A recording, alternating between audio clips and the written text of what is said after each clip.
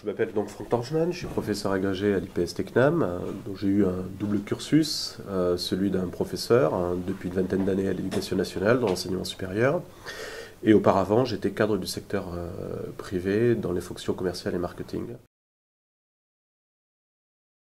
À l'IPS Tecnam, donc le CNAM Midi-Pyrénées, je suis en charge de deux types de formations en alternance. D'une part, la licence d'économie et gestion en alternance, avec un partenaire, le lycée Saliège, donc c'est le diplôme de niveau Bac+3, nous recrutons à Bac+2.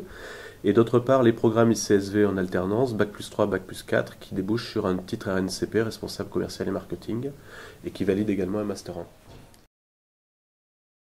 L'ICSV était historiquement l'Institut des cadres supérieurs de la vente du CNAM, c'était un petit peu l'école de commerce du CNAM. Cet institut a fusionné au sein d'un plus grand ensemble qui est le département Management, Innovation, Prospective du CNAM, toujours de l'école Management des sociétés.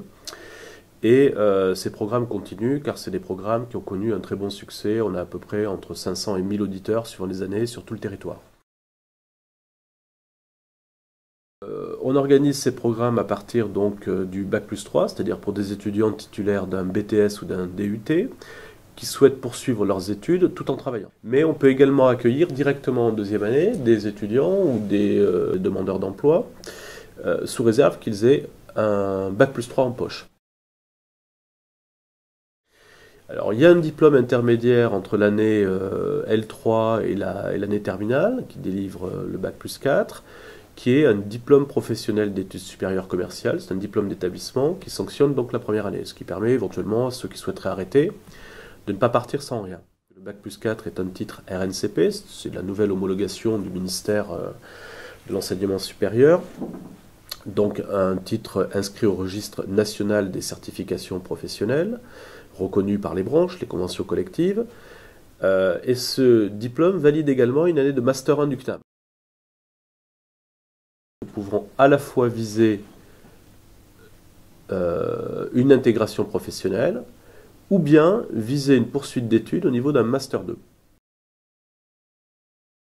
Par exemple, nous avons un étudiant qui est chez EDF, au service marketing. On a des étudiants qui sont dans des PME, par exemple de distribution dans le domaine du textile. On a des étudiants qui sont dans des SS2I, dans le domaine du service informatique aux entreprises. Donc c'est très varié, là encore. Pourquoi? Parce que notre cursus est généraliste, qui a un avantage et un inconvénient.